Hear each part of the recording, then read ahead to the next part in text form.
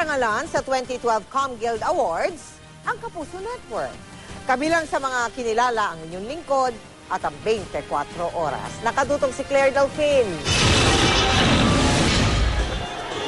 Umani ng parangal ang GMA News and Public Affairs sa 2012 ComGuild Awards. 5 sa 7 parangal ang iginawad sa Kapuso Network.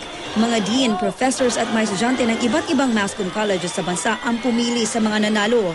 Sa ikalawang sunod na taon, muling itinanghal bilang Best News Program ang 24 Oras. Ang 24 oras ang tahanan ng katotohanan. Mula po sa aming lahat, maraming salamat. For the second time, tayo yung piniling Best Newscast ng ComGuild. Nakakataba ng puso kasi ang pumipili dito is from the academe, students, college, professors. So we are very thankful and honored for this award.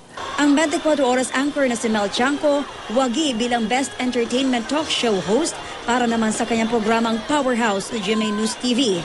Noong 2005, si Mel ang itinanghal bilang kauna-unahang Hall of Fame awardee ng ComGuild para sa Best Female News Presenter. Para sa Powerhouse at para sa 24 oras. Siyempre, nagpapasalamat tayo sa ComGuild. Masasabi natin na talagang sinala.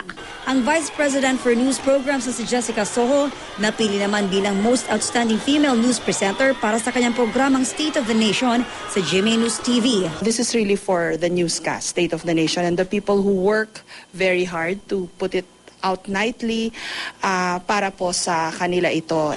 Si Jiggy Manica naman ang ginawaran ng Hall of Fame Award for Best Male Field Reporter. Humbling experience siya na makabot ako sa ganitong klaseng category.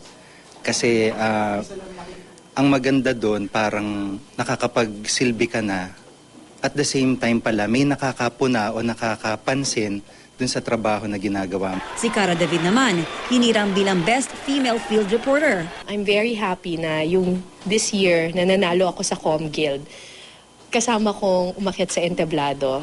Yung mga idol ko rin sa pamamahayag, sila Ma'am Jess, sila Tita Mel, tapos yung partner ko si Jiggy. So, tapos nanalo pa yung 24 oras. So, sobrang malaking karangalan. Tampok din sa pagtitipon na dinaluhan ng humigit kumulang 2,000 estudyante at guro ang annual ComGuild Conference for Journalism and Mass Communication Students. Isa sa mga key speaker ang Senior Vice President for News and Public Affairs ng GMA Network na si Marisa Flores. You will be faced with choices between right and wrong. And everything in between, choose to do what's right. Everything we do may consequence. Think first, isipin po muna natin bago natin gawin.